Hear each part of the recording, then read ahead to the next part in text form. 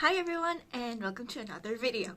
So I was so ready to do a cover for a song by Waterparks, and then they were like, so you want to hear another song?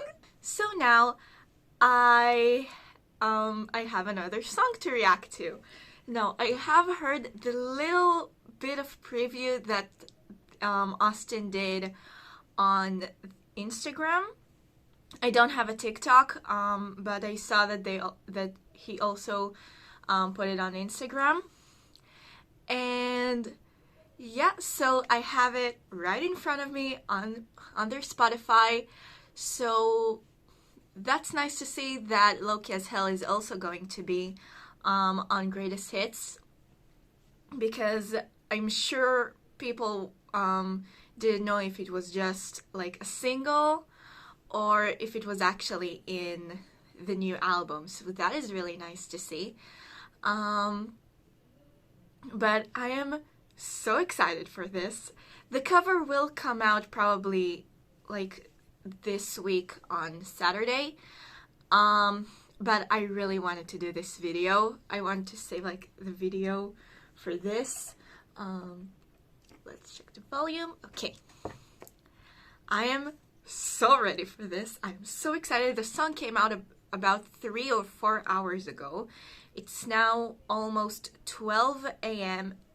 12 p.m. and I have a driving lesson in an hour. So I have to do this quick. If you hear any noises or stuff, my parents are actually downstairs. We're doing a little bit of fixing up to our living room. So if you hear any noises, that's from there. So yeah, let's get started. It's already like 2.5 minutes already in the recording. Okay, so the song is called Numb. Let's do this in 3, 2, 1.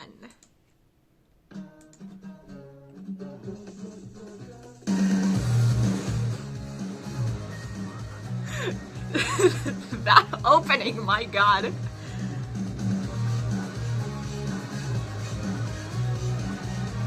The synthesizers in the background. I love this. That effect, so good. Guitar, drums, yeah.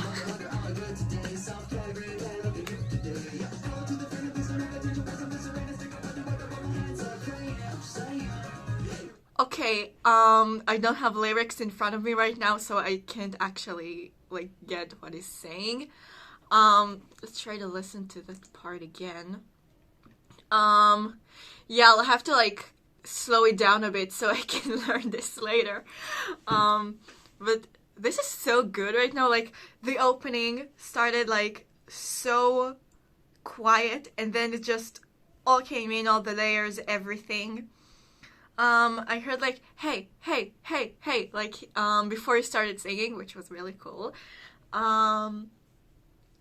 Yeah, this is great. The drums, Otto, you are a beast on that drum. My god. I'm not sure if you like could understand what I'm saying. I don't know, my accent is weird when I talk too excitedly. Is that even a word? Who cares? But yeah, that's so good. And the guitar, Jeff, yes, that was amazing. And Austin singing, of course, great, amazing. All the effects, everything, I loved it. So let's go back to the song and try to understand what he's saying in that rap part. Like, okay.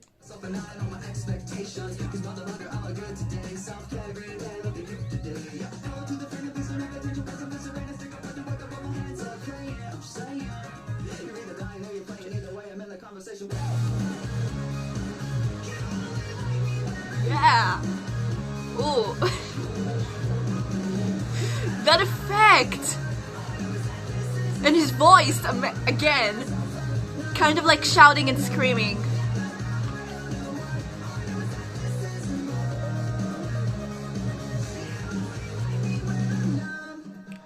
You only like me when I'm numb. Oh, that was the part from like the stuff. I can't speak. I'm too excited. But again, kind of like low.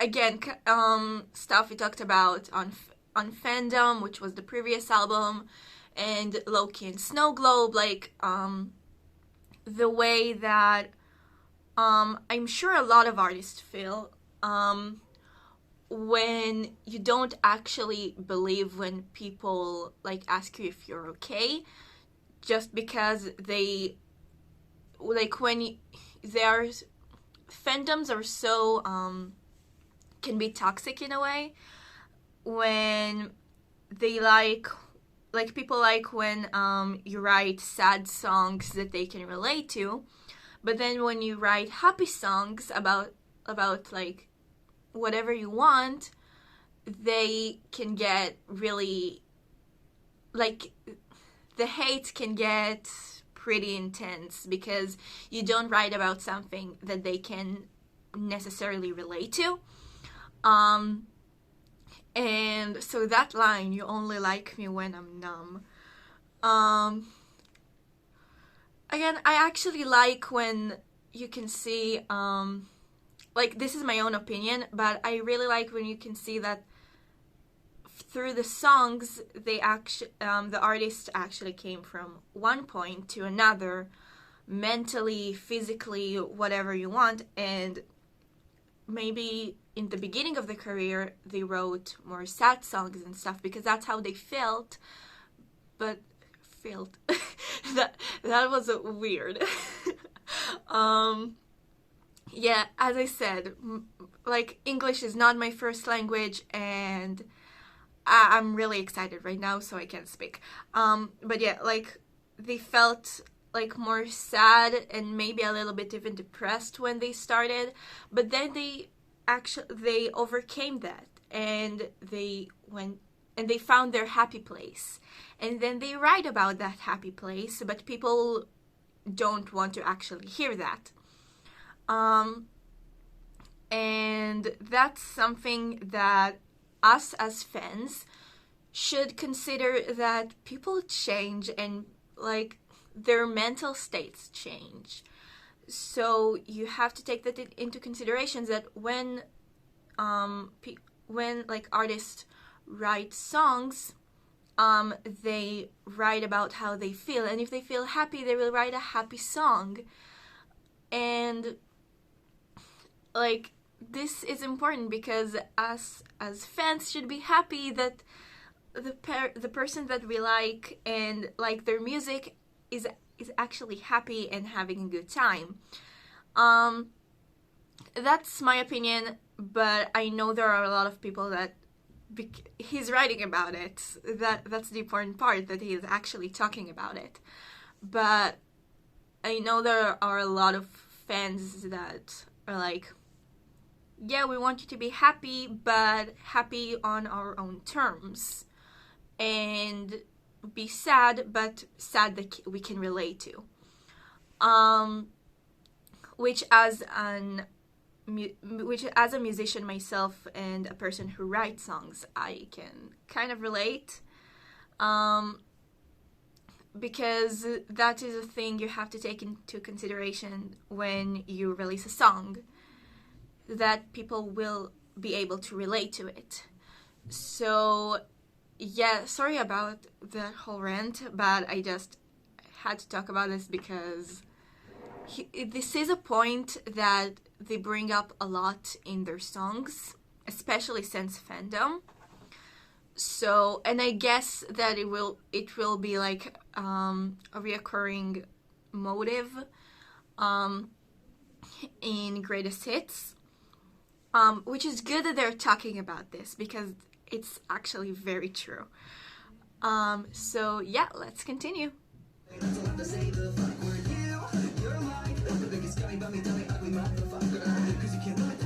This is a bop, by the way.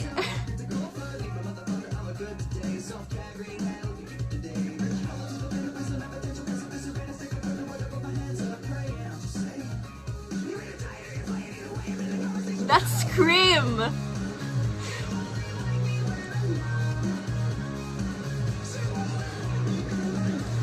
Whoa, that was so crazy. Wait, let's go back a little bit. Like, it went really low and then back high, and it kind of like switched between the monitors. That was so cool.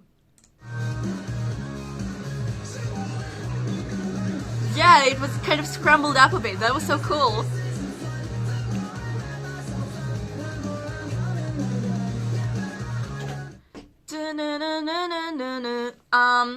That kind of went off key a bit, but it was, there is a thing that you take, like, hey, here's a little bit of a music theory lesson. There are sometimes in songs when artists go off key, but it still sounds good. And why? Because they take the notes from a key that is made out of one of the chords in that key. So for example, if we are in C major and we take a note that is F sharp. Now F sharp isn't in C major, but it is in G major, which is one of the chords in C major. So kind of like a music theory stuff. Here's a little lesson for you. A lot of artists use this in songs nowadays, and actually not that many, but when people do this, this is so cool. So yeah, I think they also like used tension notes, which are the 7th and the 9th notes in a key. Again, a little something from music theory. Maybe you understand, maybe no. Austin, if you're seeing this, probably you're not. Like, also Jeff and Otto, like, maybe you're seeing this, probably not. But that's what it sounded like, and that was really good. And that was really cool. Let's hear that again, because that was awesome. And it's kind of like an attention catcher, but it changes the song a bit. It moves it forward without being too much. And this song is a bop. I bet it's amazing live. I couldn't go to the performance that they had, which I'm really sad about, because I saw on Twitter that a few of the songs they're not going to perform live anymore, and they are one of and almost all of the songs that they're not going to perform anymore are my favorite songs by them, which was kind of a bummer for me. But this song will be so good live. Like, I can already imagine it. And with all the colors and stuff, oh my god, it's going to be great.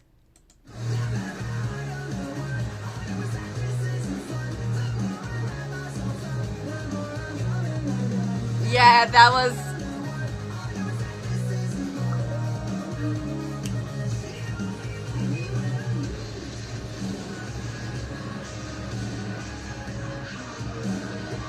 that breakdown!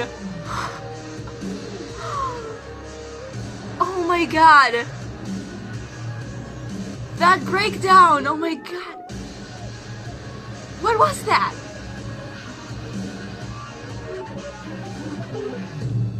That like 8-bit kind of like sound, and what are their sounds? Okay, that was amazing. This song probably transitions to another song in the album. Oh my god, that was so good. That breakdown, my god. I have no words. That song is great. It's going to be so cool to see this song live. Like, I can imagine with all like the lights and stuff and just all the energy that this song has. This is going to be amazing to see live. And yeah, this was incredible. I loved it so much. I'll try to post this video as soon as I can. But yeah, this was so good. And another thing that came to my mind, that sound was almost like kind of so in Israel we have a genre that we call Eastern music in a rough translation. And in Eastern music we have a lot of, and in Jewish music, like it's very traditional to use that kind of sound. Like let's see if I can find this.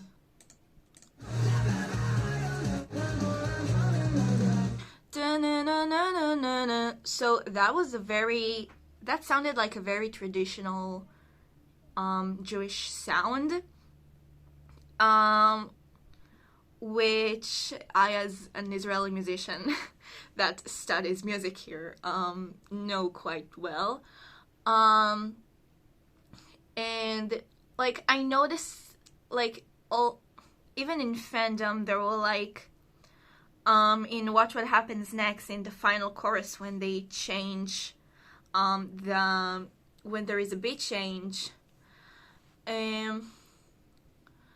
so that you don't mean the same, it's such a fucking shame, it'll never be enough until it's too late. So there's like, it's not a vibrato, I don't know how to translate that for you guys. Let's call them vocal waves for now. So those like vocal waves are an actually a very traditional sound in Eastern music, which is like the ruling genre here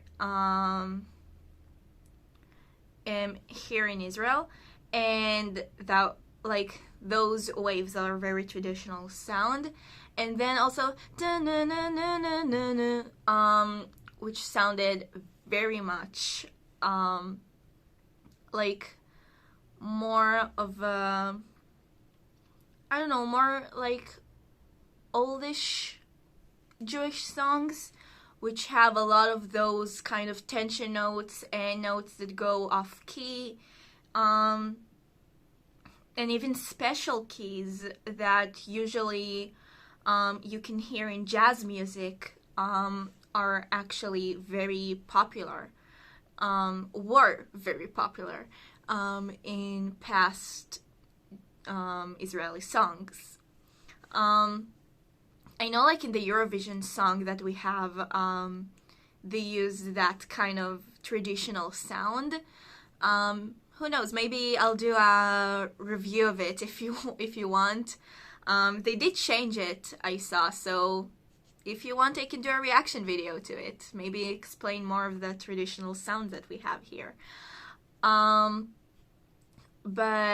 yeah, that really catched my attention, because it was such a thing that my ear just really reached out to, because of that kind of traditional sound that we have here. But yeah, this was amazing. Again, the drums, the guitar, that breakdown, my god, that breakdown live would be the most amazing thing ever. But yeah, like this was so good. This is a bop. I'm going to listen to this like every day, all day, 24/7, when I sleep, all the time. But yeah, this was so good. I'll go to edit the video as soon as I can, and I'll probably the video will be out today. Like I'm not going to keep it, like I'm going to release it today. But that was seriously so good. Like I can't even this was amazing and a bop, and I loved everything about it. It was amazing.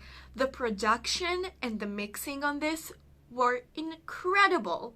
Like seriously, that was amazing in every way.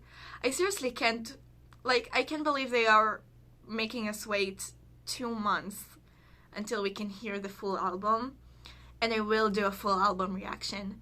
But that was seriously so good.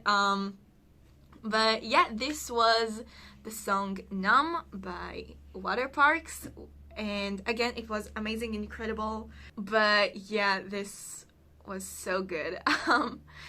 I hope you enjoyed this reaction.